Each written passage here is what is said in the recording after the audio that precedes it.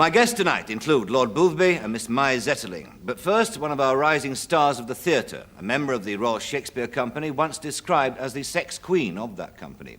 Indeed, the point about her is that the critics spend as much time discussing her physical attributes as assessing her acting ability. One called her an amorous boa constrictor. Others have called her sensual, graceful, and the final accolade, and I quote, "She's especially telling in projecting sluttish eroticism." She is Miss Helen Mirren.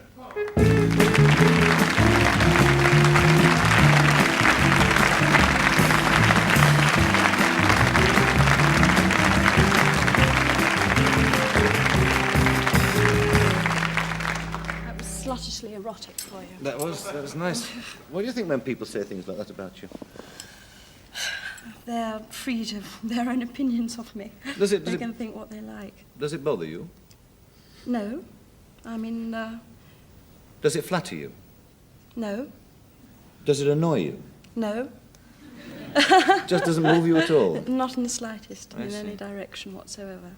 Do you get fed up of being sort of branded in that way, in a sense, though? You know, of saying that she's a sort of sex No, I queen? think there must be some truth in it. People keep saying it. There's... I think they're right. I hope they're not, but you are what you are, and you are what other people think you are, and you can't avoid that. Do you think, I mean, you are, in quotes, a serious actress? In quotes? Yes. What do you mean in quotes? Well, you know, How it's dare because you. it's a kind of cliche, people say, a serious actress as Yes, opposed to I an see. unserious actress. But do you find, in fact, that this, what could be best described as your equipment, in fact, hinders you, perhaps, in that pursuit? I'd like you to explain what you mean by my equipment in Well, people watching... great detail. Well, your physical attributes. You mean my fingers? No, I meant your... Come on, spit it out. I meant your figure. My figure? Sorry, what was the beginning of the question? I've forgotten. The question was, do you find that your figure, your physical attributes, which people always go on about, hinder you in your pursuit of the ambition of being a successful actress? A successful and serious actress, because serious actresses can't have big bosoms. Is that what you mean? Well, I think that they might sort of detract from a performance, if you know what I mean. Really? I can't think that can necessarily be true. I mean, what a crummy performance if people are obsessed with the size of your bosom or anything else. I would hope that the performance and the play and the living relationship between all the people on the stage and all the people in the audience overcome such boring questions. Really. Boring questions. Pretty boring in the end, yeah. What's that? That was going to be my headdress, but I decided it looked rather silly, so I thought I'd carry it instead. It's also my nervousness gauge, I think. I don't know if I dare hold it up and test it out. It's doing okay. Not very good. Is that a tattoo mark there? Yes, that's a tattoo. Oh, I picked that up in the Merchant Navy.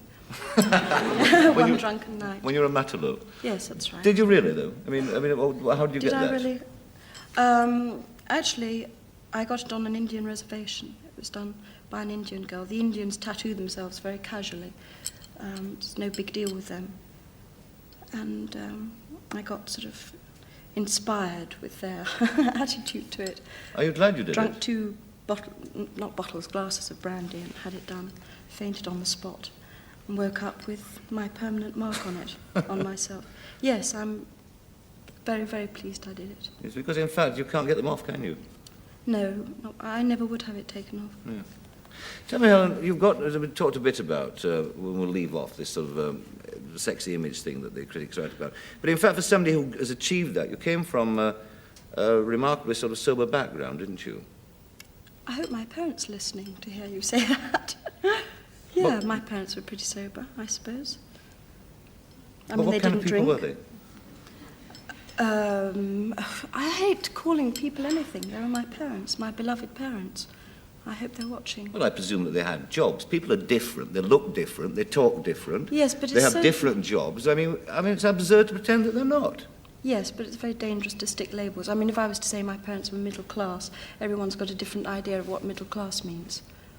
Well, were they middle class, in your view? Well, I suppose so, yes. And you went to convent as well, didn't you? Yeah, I went to a convent grammar school. Did you enjoy that? Not very much. I don't like schools. I was a teacher later on. I didn't enjoy that either. I don't find the school system at all conducive to education.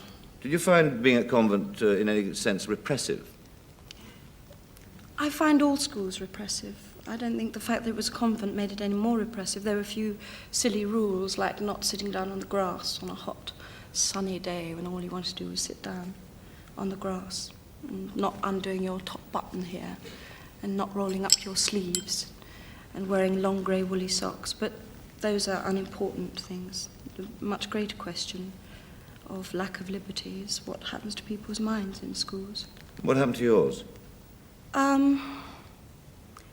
I don't know. I'm still finding out, I suppose. I think you go on living with what happened to you in your early life for the rest of your life.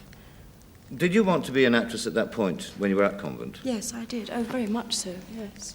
It was... No, I first discovered I wanted to be an actress when I was at primary school, actually. I played the Virgin Mary. Why do they laugh? I didn't laugh. I kept a straight face. And I was really rather good. People said I was good, anyway. And I got that terrific feeling of, I don't know, of being good at something, I suppose, and other people recognising it. I remember that very clearly, that feeling. And you've never been sidetracked in that ambition at all, then, since then? Oh, greatly sidetracked, yes. I've been wanted to be practically everything I can think of. And I admire the people who are more than one thing enormously. I admire your guest who's coming on soon, Maya Zetterling, for exactly that reason. She's achieved many different things in her life, and